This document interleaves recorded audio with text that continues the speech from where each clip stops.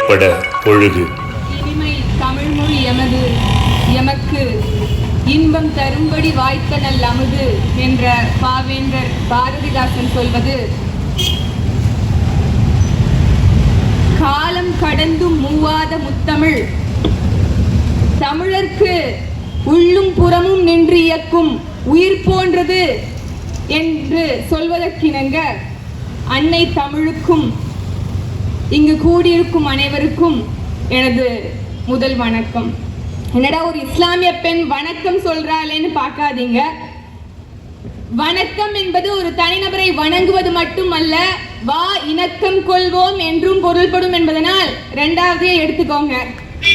ஐயா பேசி முடிச்சிட்டாங்க, எனக்கு தான் மூச்சு வாங்குது. அப்படியே முழுக்க முழுக்க கர்ஜித்துட்டு போயிட்டீங்க.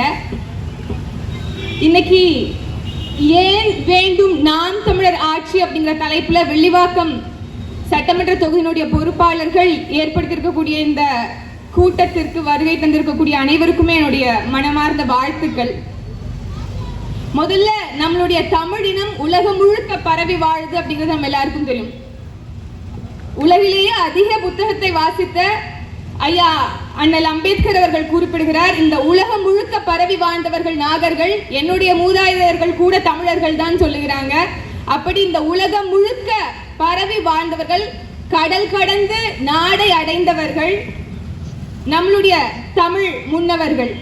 ஆனால் இன்னைக்கு நாம எப்படி அடிமைப்பட்ட இனமாக மாறி இருக்கோம், மொழி இழந்து நம்மளுடைய அடையாளத்தை இழந்து இன்னைக்கு எப்படி நாம் உரிமைகளை இழந்து நிற்கிறோம் அப்படிங்கிறத ஒவ்வொருவரும் உணர வேண்டிய காலத்தின் கட்டாயத்தில் இருக்கும். இருக்கிறதுக்கே இடமற்ற நாதியற்றவர்களாக மாறிக்கொண்டிருக்கிற இந்த சமகாலத்துல இந்த இனம் எழுச்சீர வேண்டும் என்பதுதான் நாம் தமிழர் கட்சியினுடைய தலையாய கடமையாக இருக்கு. அப்போ ஒரு அரசியல் இயக்கத்திற்கு பின்னாடி மக்கள் அணிதிரள வேண்டும் என்பதுதான் நம்மளுடைய முதல் வேட்கை.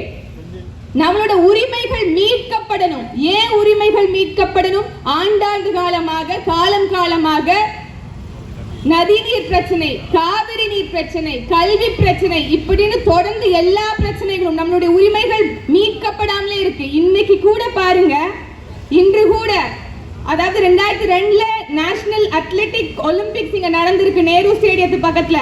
அதுல ஒரு 63 குடும்பங்களை கொண்டு போய் கண்ணப்பர் திடல்ல வந்து ஒரே ஒரு குட்டி ஒரு கட்டிடத்துல வந்து அடைக்கலம் கொடுத்திருக்காங்க. 63 குடும்பம். இன்னைக்கு அது 160 குடும்பமா பெருகி இருக்கு. ஆனால் அவர்களுக்கு இன்று வரைக்கும் மாற்று இடம் என்பது கிடைக்கவே பெறல. ஆட்சிகள் மாறிடுச்சு, ஆனா காட்சிகள் ஒருபோதும் மாறல அப்படிங்கிறதுக்கு ஒரு எடுத்துக்காட்டாக இருக்கு. வலைதளங்கள்ல எக்கச்சக்க காணொலிகள் அதை குறித்து இருக்கு.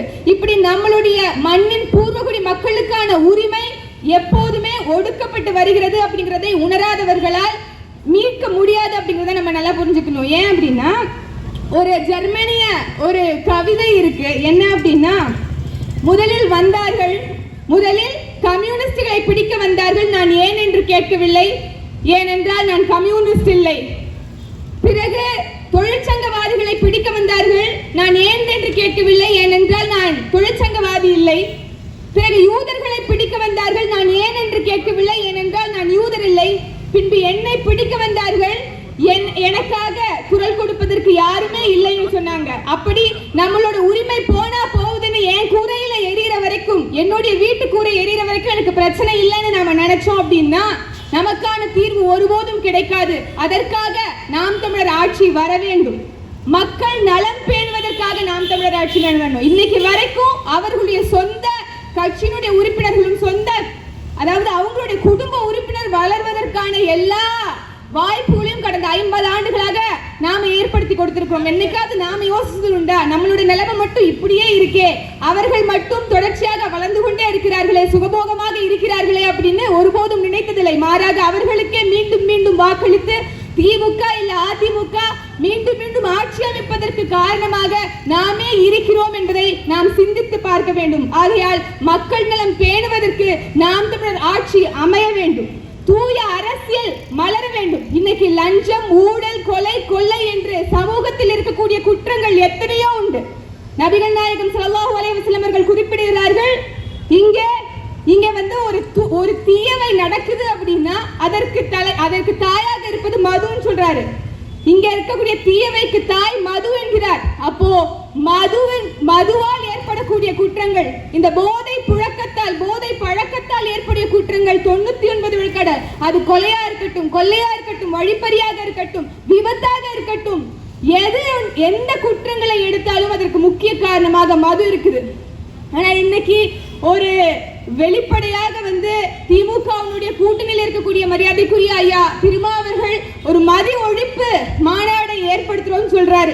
எவ்வளவு நகைச்சுவையா இருக்கு அப்படின்னா, திருடன் கையிலேயே சாவியை கொடுத்தது போலதான் உண்மையாகவே இருக்குது. காரணம் என்ன அப்படின்னா, அங்க இருக்கவர்களே தான் அவர் மது ஒழிப்பு மாநாடுக்கு கொடுத்திருக்காரு. நான் என்ன சொல்றேன் அப்படின்னா, நீங்க ஒரு விஷயம் செஞ்சிருக்கணும். ஒண்ணு, கள்ளச்சாராய மரணத்தால் இருந்தவர்களுக்காக கள்ளச்சாராயத்தை ஒழிக்கிறோம்னு நீ ஒரு கூட்டம் போட்டிருக்கணும். அப்படி இல்லையா, ஒட்டுமொத்தமாக இந்த போதை பொருட்களால் நாட்டுல நிறைய குற்றங்கள் ஏற்படுது அப்படிங்கிற காரணத்தினால இந்த போதை பொருட்களை ஒழிக்க வேண்டும்னு ஒரு மாநாட போட்டிருக்கணும். அப்படி இல்லையா, மக்களுக்கு ஒரு விழிப்புணர்வு செய்வதற்காக மதுவை நாம் புறக்கணிப்போம் வாருங்கள் மக்களேன்னு ஒரு விழிப்புணர்வு மாநாட்டையாவது இயக்கியிருக்கணும். மாறாக அவர் மதுவை ஒழிப்போம்னு ஒரு மாநாடு போடுறாரு. குறிப்பா திமுகவின் கூட்டணியில இருந்து கொண்டே போடுகிறார் அப்படின்னா அது எவ்வளவு ஒரு முரண்பட்ட ஒரு விஷயம் அப்படிங்கறத ஒவ்வொருவரும் அறிந்து கொள்ள வேண்டும். ஏன்னா அது உண்மையில் சாத்தியம் இல்லை அப்படிங்கிறது அவருக்கே நல்லா தெரியும். அவர்கள் மாற்று கருத்துக்களை அவர்கள் முன்வைக்கவே இல்லை. அப்ப அவர்களுக்கு மக்கள் நலனோ ஒரு தூய அரசியல் மலர வேண்டும் என்றோ எது ஒன்றும் அவர்களுக்கு கருத்துல இல்ல. மாறாக அவர்களுடைய கட்சி, அவர்களை சார்ந்திருக்கக்கூடிய அந்த கட்சி வளரணும், அவர்கள் வளர வேண்டும் என்பது மட்டும்தான் என்பதனால் இதை மாற்ற வேண்டும் என்பதற்காக நாம் தமிழர் ஆட்சி மலர வேண்டும். சூழல் காக்க நாம் தமிழர் ஆட்சி வர வேண்டும். ஏன் இன்னைக்கு கிளைமேட் எமர்ஜென்சின்னு ஒண்ணு இருக்கு. இன்னைக்கு இயற்கை சீற்றங்கள், இந்த புவி வெப்பமயமாதல்னு ஒண்ணு இருக்கு.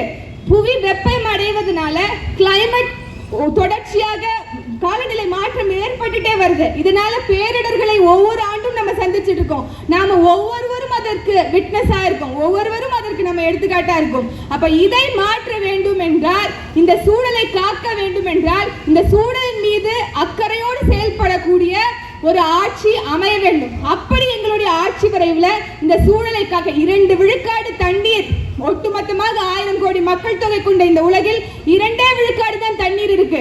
அதை 20 விழுக்காடாக உயர்த்த வேண்டும் என்றால் அதற்கு நாம என்ன செய்யணும் அப்படிங்கிறதுக்கான செயல் திட்டத்தை நாம் தமிழர் கட்சி வைக்குது. இன்னைக்கு தண்ணீர் ஒரு விற்பனை பண்டமாக மாறி இருக்கிறது, அரசியல் ஒரு வணிகமாக மாற்றப்பட்டிருக்கிறது. அப்ப இதை அத்துணையும் மாற்ற வேண்டும் என்றால் நாம் தமிழர் கட்சி போன்ற தூய அரசியல்வாதிகள் இங்கு ஆட்சி செய்ய வேண்டும் என்பதுதான் கட்டாயமாக இருக்கிறது.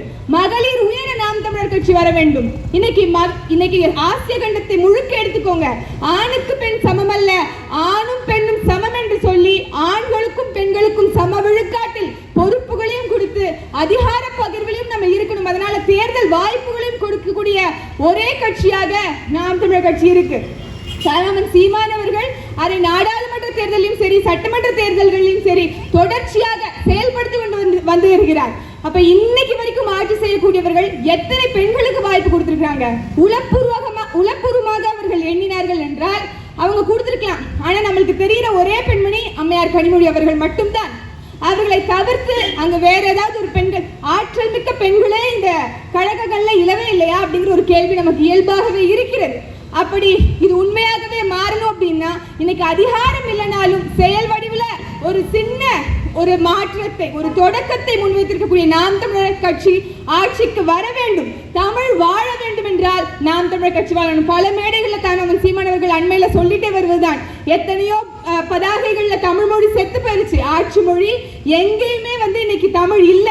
தமிழ் கொஞ்சம் கொஞ்சமா செத்துட்டு இருக்கு, அழிஞ்சிட்டு இருக்கு. இப்படி மொழி சிதையாமல் இருக்க வேண்டும் என்றால், மொழி இங்கு காக்கப்பட வேண்டும் என்றால் இங்க நாம் தமிழர் ஆட்சி பிறக்க வேண்டும், தமிழர் ஆள வேண்டும். அதற்காக நாம் தமிழர் கட்சி வளர வேண்டும். இன்னும் ஒரே ஒரு செய்தியை மட்டும் சொல்லுகிறேன், கேட்டுக்கொள்ளுங்க.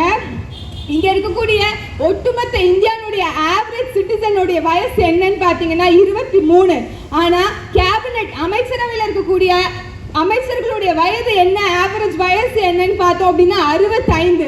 கிட்டத்தட்ட 42 ஆண்டுகள் இடைவேளை இதற்கும் அதற்கும் இருக்கு. அப்ப இளைஞர்களுடைய வேலை வாய்ப்பு, இளைஞர்களுடைய கல்வி, இளைஞர்களுக்கான ஒரு மரியாதையான வாழ்வு அமைக்க வேணும் அப்படின்னா அவர்களுக்கான ஒரு சிறந்த பிரதிநிதிகள் இருக்க வேண்டும். அதற்காகவே நாம் தமிழர் கட்சியில் அதிகமான இளைஞர்கள் பயணித்து வருகிறோம். ஒரு நல்ல மாற்றத்தை உருவாக்குவதற்காக எல்லாருமே இங்க வந்து நாம் தமிழர் கட்சியில் இருக்காங்க. நீங்களும் அதை சற்று உங்களோட மனசுல ஏந்தி சரியான ரெப்ரசன்டேஷனை கொடுக்கணும் அப்படின்னு நினைச்சீங்கன்னா நாம் தமிழர் கட்சிக்கு உங்களுடைய வாக்குகளை நீங்க செலுத்தணும்.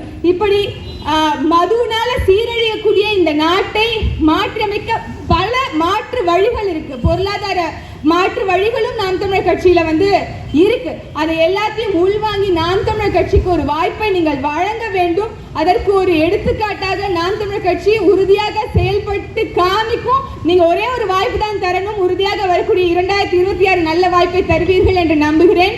அடுத்ததாக எங்களுடைய அண்ணன் இடும்பாவனம் கார்த்தி அவர்கள் பேச இருக்கிறார் என்ற காரணத்தினால் நான் இத்தோடு நிறைவு செய்து கொண்டு விடைபெறுகிறேன். நன்றி, வணக்கம். நாம் தமிழர்.